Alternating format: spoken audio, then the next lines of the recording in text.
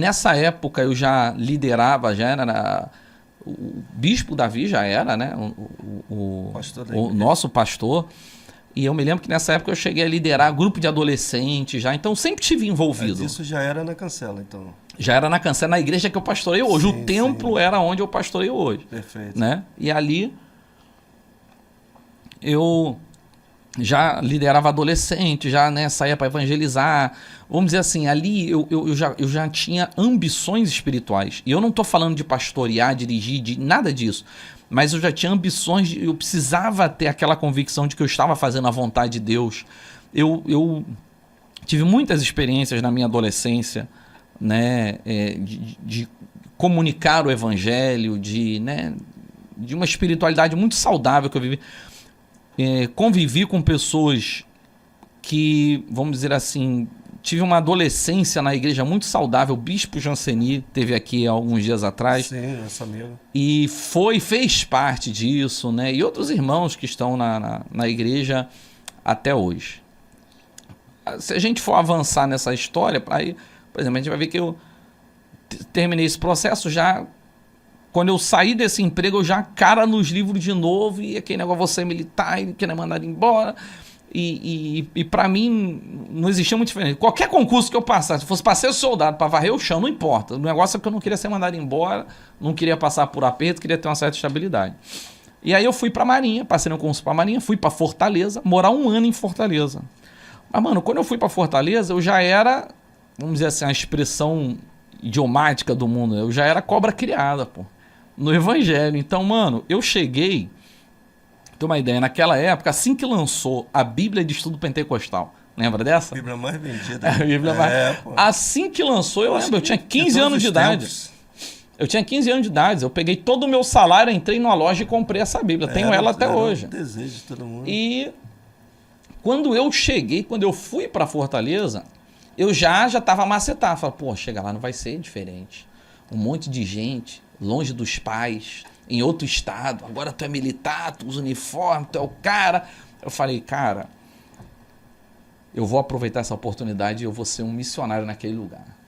Mas já namorava aqui a pastora Janaína? Já namorava a pastora Janaína. Eu comecei a namorar a pastora Janaína mais ou menos 10 meses antes, 1 ano antes de eu ingressar na vida militar. Sim, sim.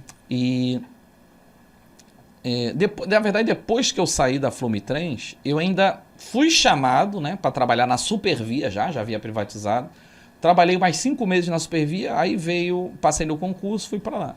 Então, quando eu cheguei lá, mano, eu já cheguei assim com uma estratégia. Qual era a minha estratégia? Primeira coisa que eu tinha que deixar claro para todo mundo naquele lugar: eu sou crente. Era batizado. Já. Eu sou crente, não se meta comigo. Era mais ou menos isso que eu tinha na minha cabeça.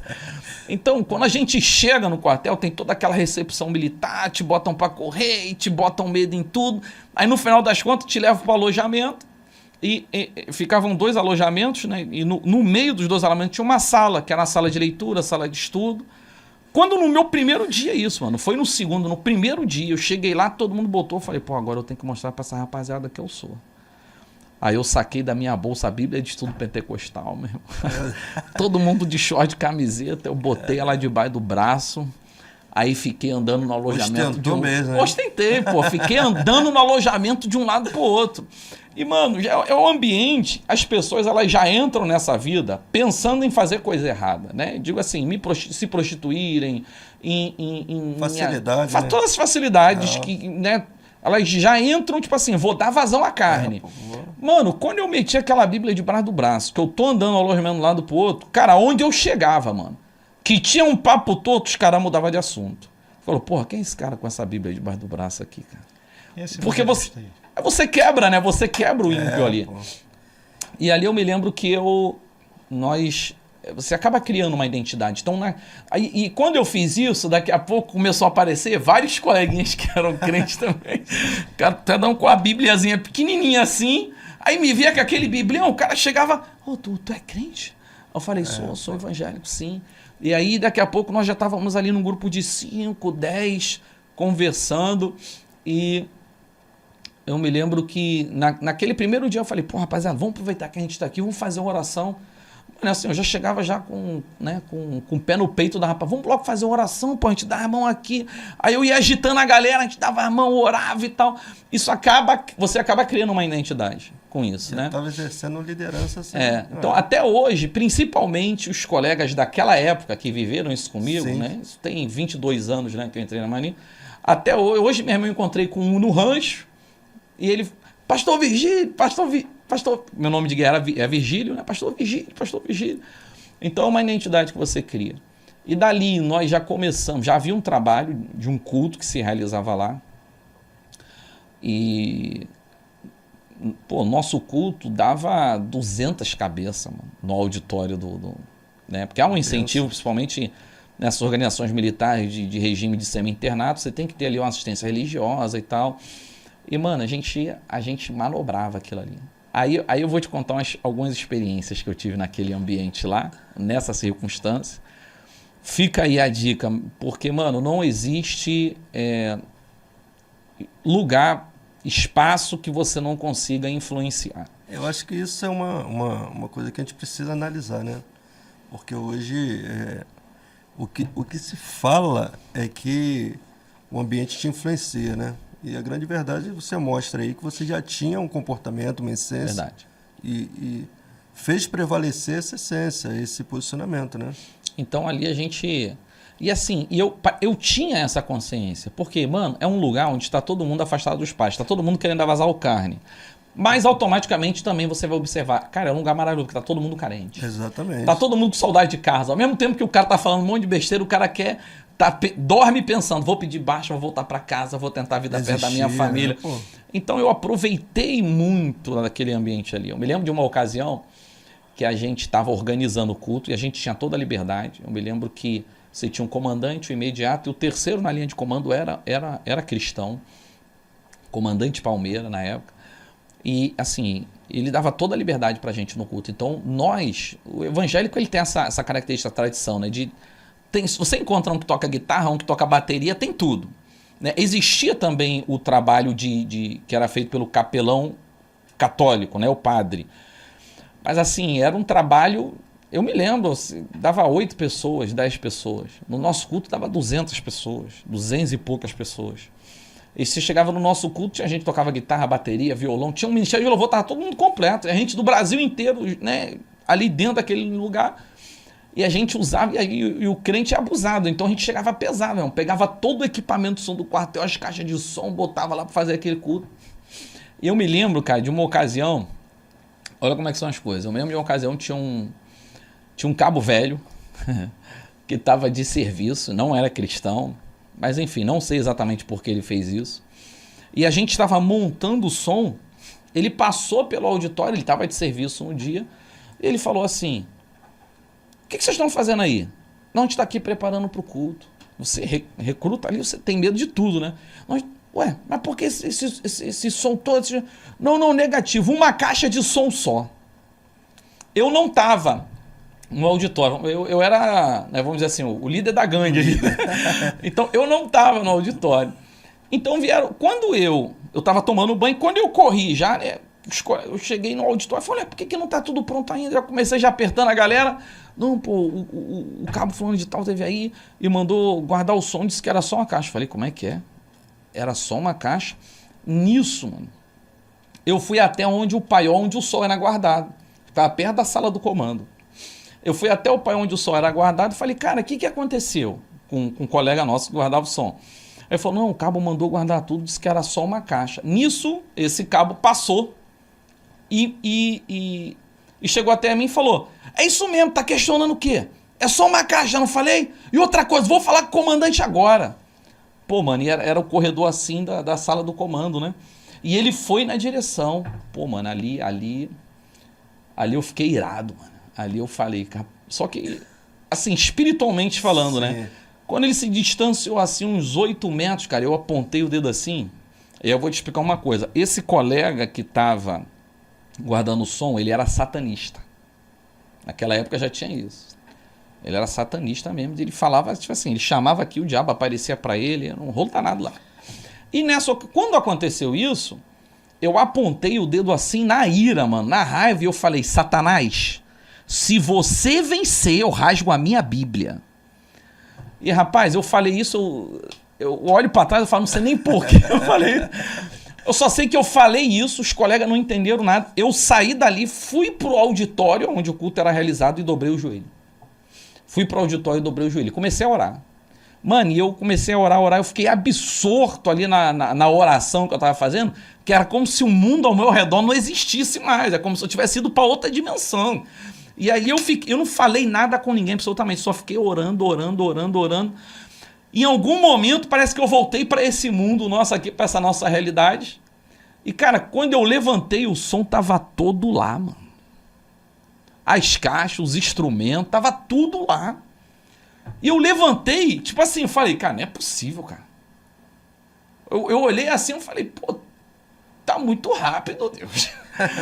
Eu não esperava aquilo. E aí eu cheguei pros colegas, os colegas me viram orando, ninguém me incomodou. Aí eu falei, o que houve que o som tá aqui? O que houve? Pô, rapaz, tu não sabe o que aconteceu. O que aconteceu? Mano, quase que o comandante prendeu o cabo. Mas por que, rapaz? Chegou lá falando da gente, o comandante falou negativo, falou que tava liberado pra gente pegar o que a gente quisesse e tal. Eu sei que o cabo saiu quase chorando da sala do comandante. E o comandante veio falar com a gente, e enquanto isso eu tava lá, naquela ocasião. Aí, lembra que eu comentei contigo desse colega que era o responsável, né? Nas Forças Armadas a gente tem assim, tudo tem um responsável. Se tem um banheiro, tem um dono. Aquele banheiro tem alguém que é responsável por ele.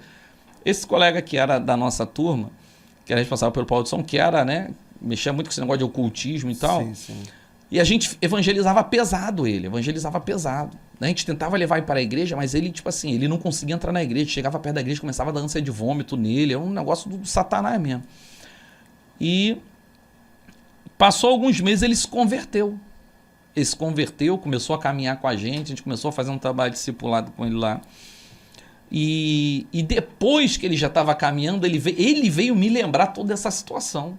E ele tinha assim, né? Ele conta que tinha essas experiências com o mundo, né? Sobrenatural, disse que ele conseguia sair do corpo, era um negócio bem, bem sinistro, bem pesado. E ele comenta que naquela hora que eu fiz aquilo mexeu com ele, porque ele falou, pô, mano, eu vi uma energia sair de dentro de você que eu nunca tinha visto antes, meu irmão, e entrar assim na direção da sala, né, do comandante. E aquilo, de fato, quando ele contou isso, já alguns meses depois, que eu relembrei toda essa situação, né, e ali a gente pôde testificar. Mas ali, né, foi um lugar que eu tive muitas experiências espirituais. Eu me lembro de uma ocasião, naquele período lá, eu servia a Deus numa igreja, naquela Assembleia de Deus Canaã, do pastor Jessé Góes, que veio pregar no nosso concílio. E na verdade foi eu que acabei fazendo esse contato, né? Porque eu acabei me tornando muito amigo do pastor lá na época. E eu me lembro, mano, que tipo assim, tudo pra mim naquela época, em qualquer ocasião, era um momento pra eu estar falando de Jesus pra alguém. Oportunidade. Então eu lembro que a gente fez uma viagemzinha missionária, igual essa que a gente costuma fazer de vez em quando, né? Vai pro interior do Rio, do estado, ou de Minas e tal. Aí a gente foi, chegando numa cidade chamada Icó, a 6 horas do centro de Fortaleza. E quando a gente chegou lá, tinha os jovens, eu dava sempre com jovens, claro, eu era também jovem. E na escola que a gente estava, entrou um bêbado, um rapaz bêbado. Eu não lembro o nome dele, mas eu tenho uma foto com ele até hoje guardada em algum lugar lá em casa. Ele entrou, e quando ele entrou bêbado, fazendo aquelas coisas que bêbado faz, né? Eu estava distante, não estava vendo, mas os jovens que estavam logo ali na entrada começaram a rir dele. A rir, fazer piadinha, aquela caçoada, né? Normal que jovem costuma fazer, aquela zoação, né, dos jovens. Mas, mano, aquilo ali me irritou. Quando eu vi eles fazendo aquilo ali com aquele bêbado, aquilo me irritou. Aí, enquanto eles estavam caçoando desse rapaz, eu fui até esse rapaz, abracei ele e comecei a evangelizar. Só que eu era meio doido, né, cara? Dizem que eu ainda sou, né? E aí eu comecei, tipo assim, mas eu comecei a evangelizá-lo de forma dura. Falar pra ele, cara, tu não tem vergonha não, mano, de ser quem tu é? Isso era 7 horas da manhã, o cara tava chegando bêbado na escola. Eu falei, mano, 7 horas, vai dar 8 horas da manhã ainda, tu tá bêbado. Aí eu comecei a botar esse jovem tudo rindo de você aí, cara. Tu não tem vergonha, não? Essa é a vida que tu quer pra você, rapaz. E eu comecei, vamos dizer assim, a esculachar o camarada, né? Mas com um objetivo. E comecei a falar. E, mano, aquelas palavras começaram a entrar no coração do cara. O cara em algum momento, parecia que o cara não tava mais bêbado. Choque, né? Pô, o cara me ouvindo, daqui a pouco o cara começou a chorar. Eu falei, mano, só tem uma solução pra tua vida, cara. Só tem uma forma de você. Cadê teu pai, tua mãe, tua família? Tua família, tu acha que tua família tem orgulho de você, cara? Dúvida, tua mãe tem vergonha, cara. Tua mãe essa hora tá esperando. O cara começou a chorar. Eu falei, só tem uma solução pra tua vida, cara. Só Jesus pode mudar a tua vida, cara. Mano, o cara começou a chorar. Aqueles jovens que estavam caçando, o cara começaram a ficar sem graça. Muda tudo, né? Com a minha atitude. E eu aproveitei aquela oportunidade e falei, vocês aí, vem aqui agora, nós vamos orar por ele aqui agora. Falei, tu não quer entregar tua vida a Jesus, não? E tal. Aí o camarada, nós começamos a orar, começamos a interceder ali por ele. Dali, eu falei, agora nós vamos...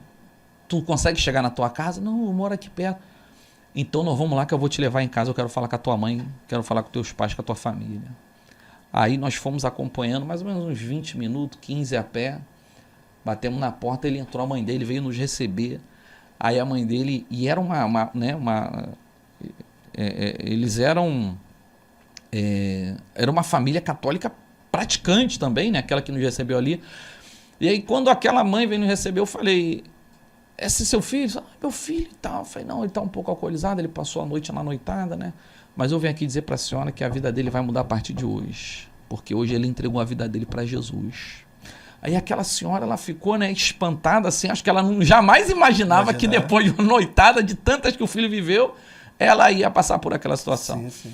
E aí eu comecei a falar com ela, eu queria fazer um convite para a senhora, nossa igreja está aqui na cidade, nós estamos abrindo um trabalho, o culto inaugural é hoje, eu queria que a senhora fosse lá e queria que a senhora me procurasse tudo. E tinha muitos colegas do quartel, né, que eu conseguia trazer também. E ela, não, eu vou. E quando chegou a noite, ela foi. E ele foi junto, celebraram o culto com a gente. Claro, naquela época não tinha telefone, WhatsApp, não tinha, né? Isso tem 22 anos. Mas, assim, foi uma experiência extraordinária. Vê-los ali à noite, celebrando, o culto terminou, ele sóbrio, vim falar comigo, me agradecer, né? Então, eu quero crer no meu coração que ele seguiu na caminhada e, assim, foi realmente uma das muitas experiências que não dá tempo de falar de todas, né?